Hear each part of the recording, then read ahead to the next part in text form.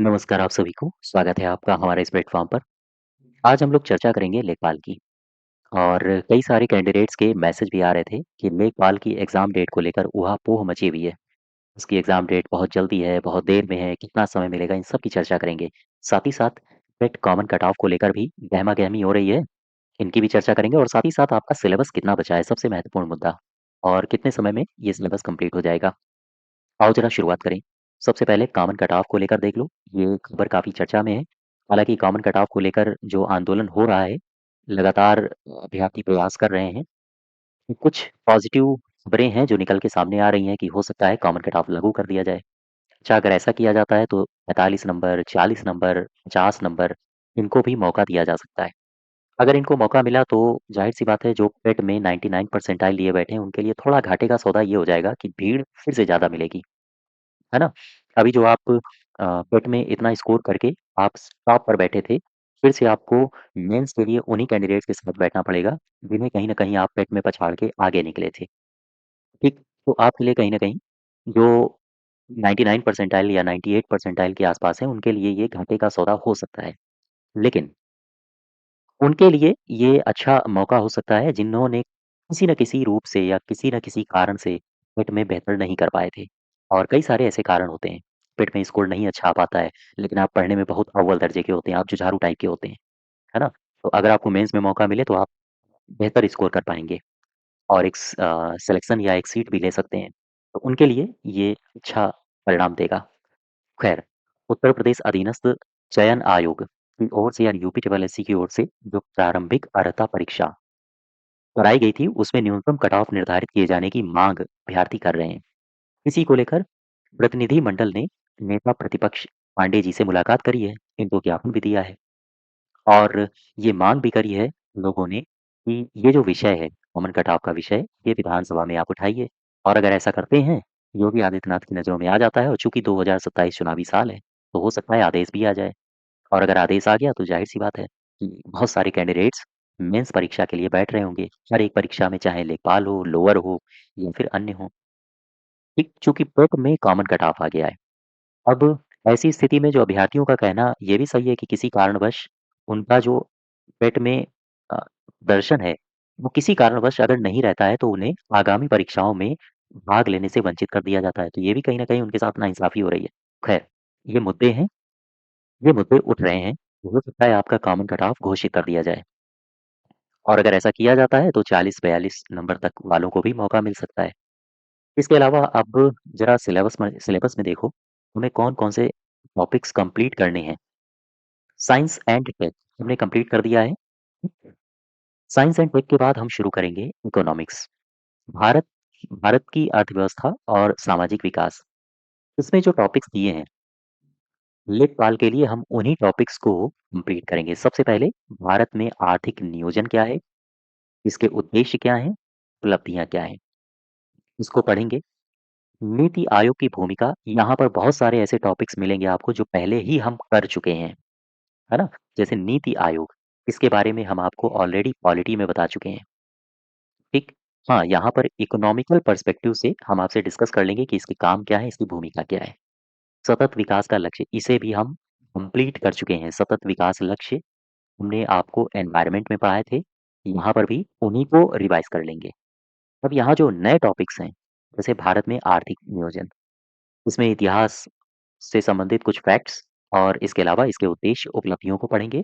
यहाँ पर हम योजनाएँ पढ़ेंगे, 5 इयर्स प्लान्स उनको पढ़ेंगे। इसके अलावा सरकार द्वारा बजट भी आपको पता होगा 2026-27 के बजट पेश किए गए हैं, चाहे यूपी का हो या फिर केंद्र का हो, इन बजट को भी पढ़ेंगे, इसी इकोनॉमिकल पार्ट में और वित्तीय प्रणाली को भी पढ़ेंगे।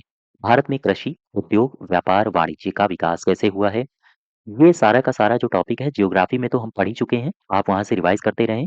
साथ ही साथ इकोनॉमिकल पर्सपेक्टिव से हम यहाँ भी देखेंगे। भारत में स्वतंत्रता के पश्चात भूमि सुधार ये नया टॉपिक है, इसको कंप्लीट करेंगे। भारत में वैश्वीकरण, उदारीकरण, प्रभाव, औद्योगिक नीति, औद्योगिक विकास पर प्रभाव, आधारभूत संरचना जैसे ऊर्जा, बंदरगाह, सड़क, विमानपत्तन, रेलवे, बजटीय प्रावधानों में बजट में इनके लिए क्या-क्या प्रावधान किए गए हैं, ये पढ़ना है हमें। हालाँकि ऊर्जा, बंदरगाह, सड़क, विमानपत्तन ये हम ज्योग्राफी में ऑलरेडी आपको पढ़ा चुके हैं। यहाँ पर केवल और केवल इससे संबंधित करंट और बजट में क्या-क्या प्रावधान है, उसको पढ़ना है। ठीक, ये बहुत छोटा टॉपिक है, भारतीय अर्थव्यवस्था, बहुत जल्दी कंप्लीट होगा, परेशान मत होना, ठीक है? इसके अलावा एक टॉपिक आपका बचेगा ग्राम समाज और विकास।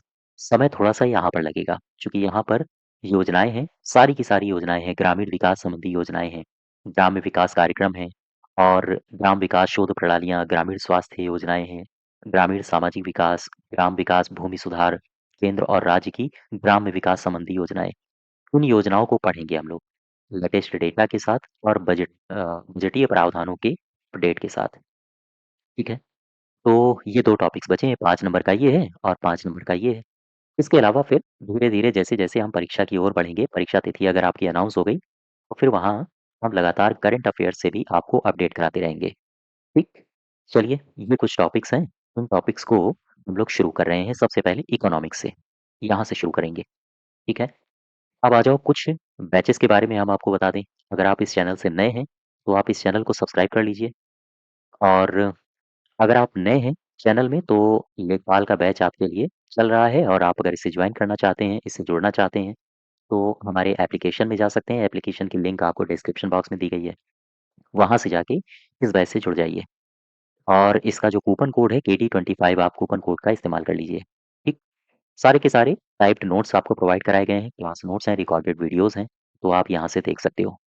इसके अलावा यहीं पर आपको अलग-अलग नोट्स मिलेंगे जैसे एनवायरनमेंट के नोट्स मिलेंगे, साथ ही साथ रिकॉर्डेड वीडियोज़, आपदा प्रबंधन, यहाँ ये जो दोनों टॉपिक्स हैं 10 नंबर के आ रहे हैं, हल्के में मत लेना इनको, ठीक है? इसके अलावा साइंस एंड टेक्नोलॉजी के नोट्स आपको प्रोवाइड कराए गए हैं। साथ ही साथ उत्तर प्रदेश जिला दर्शन सीरीज़ जहाँ से सवाल पूछे जाते हैं ज़्यादा से ज़्यादा और अंदर से सवाल इस समय पूछे जा रहे हैं, यानी कि गहराई से। इतिहास, साथ ही साथ ये जो बैच भारतीय संविधान और राज्य व्यवस्था शासन का है, ये यूपीपीसीएस के बैच हैं। इसके अलावा भारतीय इतिहास के यूपीपीसीएस का बैच है। अगर आप लेखपाल के ही बैच से जुड़ते हैं, तो ये सारे के सारे आपको बैचेज़ उसी में दे दिए गए हैं। कंप्लीट ज्योग्राफी बैच, जिसमें भारत का भूगोल, विश्व का भूगोल, मानचित्रावली इन सबको कवर किया गया है। ठीक है? अब आ जाओ परीक्षा की बात कर लें। परीक्षा कब तक होगी? परीक्षा के लिए ध्यान रखना, मई लास्ट या फिर जून से पहले संभवतः परीक्षा नहीं होनी है। तो आपके पास इतना समय है, आप चीज़ों को जितना भी दिया गया है, पीडीएफ दी गई हैं, उनको डाउनलोड करके लगातार रिवीज़न करते रहें। मुख्यतया अब फ़ोकस करना है आपको रिवीज़न में। इसके अलावा मान लीजिए कोई आपने टॉपिक उठाया, इतिहास का कोई टॉपिक उठाया या फिर आपने साइंस एंड टेक का कोई टॉपिक उठाया। तो टॉपिक उठा लो, उनका रिवीज़न कर लो। रिवीज़न के बाद अगर आपको एमसीक्यूज़ मिल जाते हैं, जैसे घटना चक्र हो गई, उसके टॉपिक वाइज़ एमसीक्यूज़ कर लो। ठीक? 2 से 3 दिन का वेट करो, यानी दूसरे टॉपिक्स रिवाइज़ करो। इसके बाद फिर से इसी टॉपिक में घूम के आ जाओ। कुल मिला के जब आपकी परीक्षा हो, मान लीजिए जून में परीक्षा होती है, तक आपको चीज़ें इतनी बार रिवीज़न कर जानी है कि आपके दिमाग से उतरे ना। एग्ज़ाम हॉल में पहुँचो, वहाँ पर प्रश्न पत्र खुला जैसे ही, बिल्कुल सही उत्तर ही दिखना चाहिए। इतनी बार आप रिवीज़न कर लें और मुख्य अब खेल होगा रिवीज़न का, ठीक है? चूँकि यहाँ पर 10 नंबर की डीआई है, डीआई में बहुत ज़्यादा प्रैक्टिस तो करनी नहीं है। जैसे पहले लेखपाल में 25 नंबर की मैथ आती थी, तो बहुत प्रैक्टिस करनी होती थी। 10 नंबर की डीआई है। बाकी पूरा यहाँ पर जो खेल हो रहा है, चाहे यूपीजीके हो, कंप्यूटर हो, सारा खेल हो रहा है रटने वाला, ठीक? याद करने वाला, रिवीज़न करने वाला, मैक्सिमम एमसीक्यूज़ की प्रैक्टिस करने वाला खेल हो रहा है। तो ये है परीक्षा लेखपाल की। याद रखिएगा, मैथ का पोर्शन बहुत कम है 10 नंबर। मुख्य जो खेल होगा वो यही खेल होगा कि चीज़ों को आपने कितने एमसीक्यूज़ अटेम्प्ट किए और कितना ज़्यादा से ज़्यादा बार रिवाइज़ किया है, बस। तो इतना समय है आपके पास, आप इसकी तैयारी भली-भाँति कर सकते हो, ठीक है? तो ये बैचेज़ हैं, मैंने आपको बैचेज़ की भी जानकारी दे दी। अगर आप जुड़ना चाहते हैं तो जुड़ सकते हैं और हम लोग शुरू कर रहे हैं भारतीय अर्थव्यवस्था और सामाजिक विकास, ठीक? चलिए, नेक्स्ट डे से इन्हीं टॉपिक्स के बारे में हम चर्चा करेंगे। धन्यवाद।